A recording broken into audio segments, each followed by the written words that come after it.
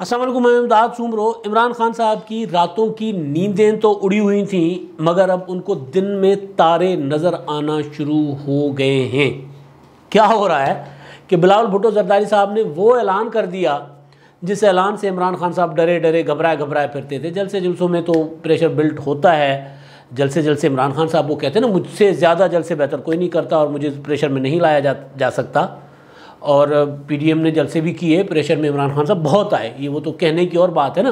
फिर वो जो कभी कभी किया करते थे तर्जुमानों के इजलास, फिर रोज़ाना करना शुरू हुए। मगर अब बिलावल भुट्टो ने जो ऐलान किया है आज, उस ऐलान से खान साहब को दिन में तारे नज़र आना शुरू हो जाएंगे। वो तारों में नज़र आ रहा होगा कि ये परवेज़ इलाही निकल के जा रहा है, ये जो वो एमक्यूएम वाले इधर जा रहे हैं, ये बाप वाले जो हैं वो भी मुझे छोड़ रहे हैं। वो तारे ना यूँ वो जो आंखों के सामने आ जाते हैं, तो वो वाले तारे खान साहब को अब दिन में नज़र आना शुरू हो गए। उनको लगता है कि परवेज़ इलाही उनके साथ नहीं है। उनको लगता है कि जनाब अपना साया भी जब साथ छोड़ जाए, ऐसी है तन्हाई वाला आलम जो है ना, वो लग रहा है इमरान खान साहब को। क्योंकि बिलावल भुट्टो ने ऐलान किया है कि हम इस हुकूमत को पर जमहूरी हमला करने जा रहे हैं और इसके ख़िलाफ़ तहरीक अदम एतमाद लाएंगे। और ये ख़बर आपको मैं बड़े अरसे से दे रहा हूँ और तकरीबन तीसरा चौथा व्लॉग इस पे है कि जनाब पीपल्स पार्टी अपने इत्तेहादियों को आमादा करने की कोशिश कर रही है। वो जो पुरानी हिकमत अमली थी पीडीएम की, जलसों के ज़रिए दबाव बढ़ाने की, और उसके बाद सारे के सारे कार्ड्स खोल के रख दिए थे। जलसों के ज़रिए दबाव तो बढ़ा था, दबाव बढ़ने का ये नतीजा था कि इमरान खान साहब जिनको हाथ नहीं मिलाना पसंद करते थे, उनके साथ वादा कर बैठे कि आपको पंजाब दूंगा। उनको सेनेट की एक सीट दे बैठे पंजाब में, अभी वो कामिल अली आगा की मुस्लिम लीग कायदे आज़म को। तो वो दबाव पुरानी हिकमत अमली का काम कर गया था, लेकिन हुकूमत को गिराने के लिए वो दबाव नाकाफ़ी था। तो उस वजह से पीडीएम ने आसिफ जरदारी साहब का जो फार्मूला था, मैं आपको गुजारिश कर चुका पहले भी कई बार, कि वो उसकी तरफ रुजू करना शुरू किया। वो जो मुस्तरद कर दिया गया था ना फार्मूला, ख़ासतौर पर मुस्लिम लीग नून और मौलाना फजल रहमान साहब की तरफ से, तो उस फार्मूला पर दोबारा पीडीएम आ गया। अब उस फार्मूला के तहत, उस फार्मूला का कुछ वो जो कहते हैं ना कि ये काम कर रहा है, कर सकता है, तो उस फार्मूला को काबिल अमल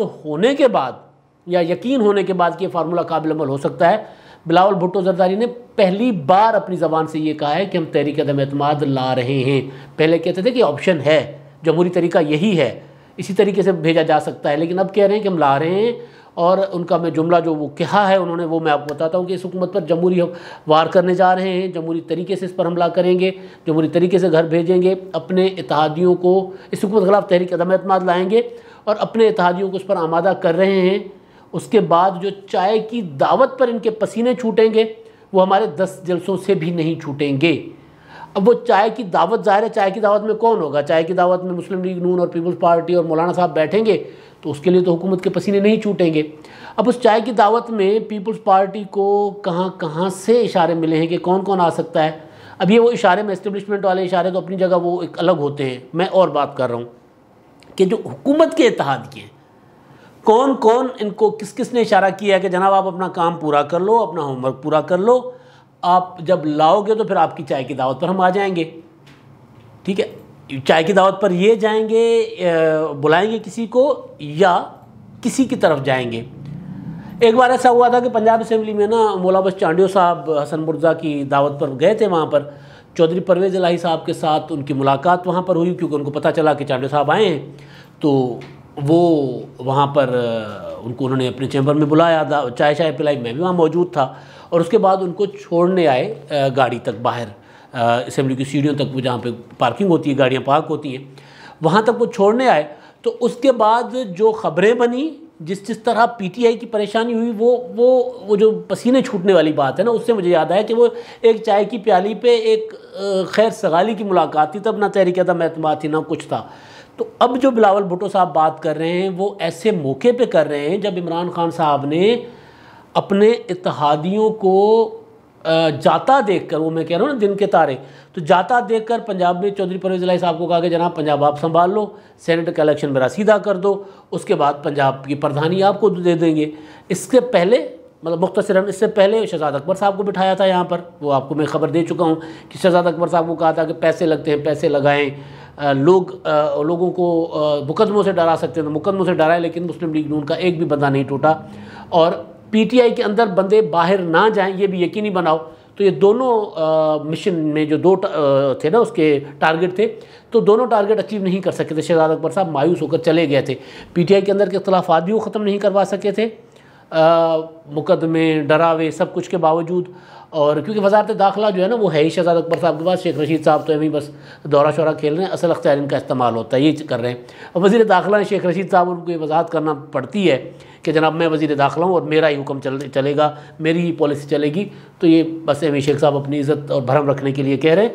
तो एक वजारत दाखिला का पूरा जोर लगा कर FIA उनके पास, सारे इदारे, एंटी करप्शन पंजाब का उनके हवाले, उनके ऊपर अख्तियार था। सब कुछ करने के बावजूद वो नहीं कर सके थे।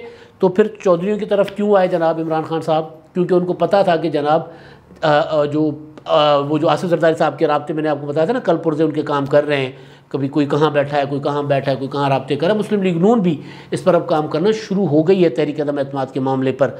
तो जब ये सारी चीज़ें डेवलप होना शुरू हुई और अब वो जो मुस्बत इशारे, जो ख़बर है जो मेरे पास, ये बिलावल भुट्टो की इस स्टेटमेंट के बाद जो मैंने पता करने की कोशिश की, तो जो मुस्बत इशारे इनको मिले हैं हुकूमत के इत्तेहादियों की तरफ से। अब हो क्या रहा है जनाब, मुस्लिम लीग कायद-ए-आज़म, क्योंकि ये तहरीक अदम एतमाद अब सेनेट के बाद या सेनेट के दौरान, सेनेट के इलेक्शन के दौरान भी आ सकती है, लेकिन ये टाइम अभी फैसला होना है PDM के अंदर। लेकिन जो चीज़ है वो कि चौधरी बिरादरान को सेनेट की एक सीट, उनके पास 8 टोटल अरकान है। पंजाब में 50+ अरकान हो तो एक सेनेट की सीट होती है। 8 पे इमरान खान साहब ने सेनेटर कामिल अली आगा की जो सेनेट की नशस्त है वो मुस्लिम लीग कायद-ए-आज़म को दे दी। वो कहते हैं ना, झुकूंगा नहीं, मैं ब्लैकमेल नहीं हूँगा, मैं घबराऊँगा नहीं। इतने घबरा गए कि पहले एक यूँ मतलब बग़ैर किसी निगोसिएशन के, बग़ैर किसी, उन्होंने एक सेनेट की सीट दे दी। और अगला वादा क्या किया, आगे ब्लैकमेल क्या हुए कि पंजाब भी आपको दे दूंगा। अब फ़र्ज़ कर लें कि जो सेनेट के इंतखाबात हो जाते हैं, उसके बाद जब एक कामिल अली आगा की नशस्त लेगी मुस्लिम लीग कायद-ए-आज़म, तो उसके बाद जब इमरान खान साहब उनको पंजाब वो मांगेंगे तो उनको देंगे कि पंजाब को वज़ीर आला, ज़ाहिर पंजाब देना मतलब वज़ारत आला देना, तो चौधरी परवेज़ इलाही साहब को इमरान खान वज़ीर आला बनाएंगे। अकल कह रही है, सियासत कह रही है, हिकमत कह रही है कि नहीं, अभी तो अपना टाइम गुजार रहे हैं सेनेट का, फिर नहीं देंगे। जब नहीं देंगे तो फिर क्या होगा, फिर चाय की दावत होगी। वो चाय पानी वाली दावत तो मौलाना साहब की होनी थी ना, तो वहाँ मौलाना साहब अब जा भी नहीं रहे। फिर तो चाय की दावत होगी जिसका बिलावल ने जिक्र किया है।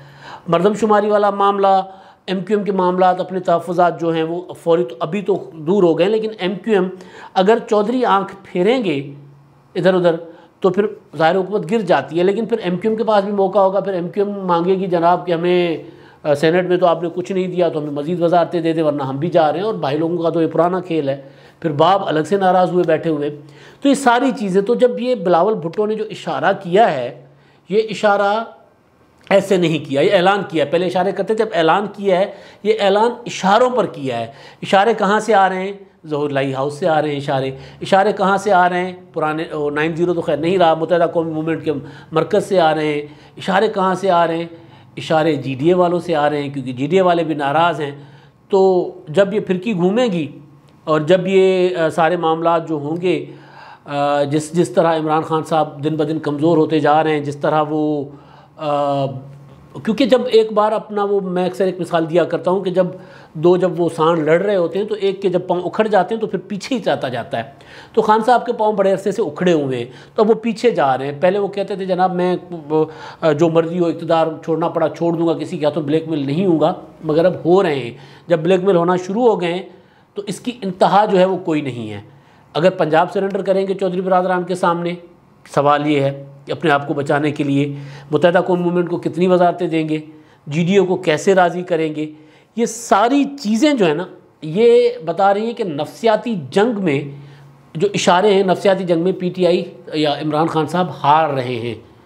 चाहे वो ब्रॉडशीट का मामला हो, कुछ और मामला में उन्होंने जो इक़दाम किए हैं वो अगले किसी व्लॉग में, लेकिन अब इस मामले में वो दबाव में ना सिर्फ हैं बल्कि नफ्सियाती तौर पर वो शिकस्त खा रहे हैं, शिकस्त की तरफ बढ़ रहे हैं। और बिलावल भुट्टो का ये ऐलान जो है, ये इमरान खान को अपने इत्तेहादियों पर मज़ीद बदगुमान करेगा।